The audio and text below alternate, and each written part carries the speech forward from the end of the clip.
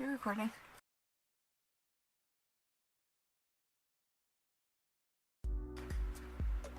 Stay. Hi everybody, it's time for a pajama party because I only own pajamas, so I'm gonna have to edit this whole part out. Hi, it's your girl, Liz, and I'm here with something that I've been trying to do for a long time with this channel, which is an actual book review. I'm a booktube that doesn't do book reviews. Blah. Stops, starts, does something today. It's a book I got for Christmas. Now, my best friend, Grace, got me this book, and honestly, on the outside and the premise and all of that, it's great. It really is. The problem with this book is it's not. Blah. It's not. What am I talking about? This one, it's Lynesse, The Well Between Worlds. So on the outside, this book is about an 11-year-old kid who kind of has these odd end powers that he doesn't really realize awaken until right then. He lives in a community where there are wells between human world and the monster world. And the monsters come through the wells, and the humans use the monsters to burn stuff. They use them as fuel. They burn a whole lot, faster, harder. That whole premise. He also has to go on an adventure in order to save his world that is slowly sinking because the wells are pretty much just drowning the world, and the king is hiding up this hole. The world is already drowning because everyone believes the world did drown, and then the king saved them from drowning with it.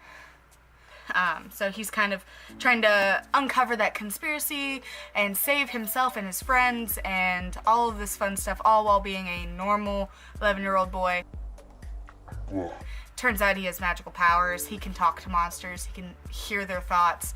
The whole 9 yards. Just the whole 9 yards. I say that a lot. So the thing is premise-wise, this book is great. I love the plot. I love the idea of what it, offers. I love the idea of this book. I hate this book. Really, I really do. And I'm gonna break it down into 3 main reasons why I absolutely hate this book, and why it, like a specific other children's fantasy novel that I read, I also hate. Reason number 1. The author can't actually write children. Blah. Now, the whole premise of the story is that it's written kind of around the omnipresent vision of this 11-year-old boy. And that's all fine and dandy, except for people seem to forget what 11-year-olds are. People rate 11-year-olds or children in one of 2 ways I've seen when they do it badly. They either write them as really dumb, they can't even make 2 rocks click together, they're very mystified by everything, and they're just full of curiosity, but they don't understand anything. Or, number 2, they make these children into 40-year-old males who could care less about anything in the world. And children aren't either of those. When you write a kid, and especially since you're writing around the personality and the mind and the emotional state of a kid, you really want to capture the wonder, the curiosity, the need to explore, the wanting for answers, the black and white system of right and wrong, how children see the world. But when people write children, it's like they want to put themselves in the body of an 11-year-old, but their mind is still 52.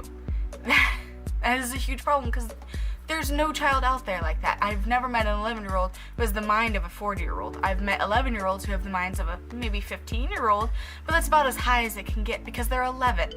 Let children be children. Just the whole 9 yards. Example of this is not very spoilery because it happens literally the second. I say that a lot. Idris, the main character, Idris Limpet, he gets accused of being a cross, which is a cross between a monster and a human. Basic stuff, no one wants a mutant. And he gets dragged out of school into a carriage that is known for taking people to their deaths. This is the death carriage. They drag him from the schoolyard, put him in this carriage, and take him to a courthouse. The entire time this is happening, he's thinking to himself, everything will be okay. No, it's fine. Everything will be okay. It's just a misunderstanding. It's fine. I don't know if you've met an 11-year-old, Sam. I have never met an 11-year-old that is that calm. Now, in the culture of this book, it's all about manners and presenting yourself well, but that only goes so far to human psyche as well. I don't know any adult that wouldn't slightly panic, but a regular everyday person, as you said Idris is, would panic because he knows he's gonna die. He knows he's being taken off and sentenced without any trial, and yet he's gonna get sentenced to death, and he knows it, and you say multiple times that he knows what's happening, and yet he's sitting in the carriage thinking to himself, and he's not screaming, he's not panicking, he didn't pee himself, he didn't try to fight, he didn't try to explain. He silently takes his punishment and goes with them. He's a child. He's a child. And that was chapter 2. Sucks.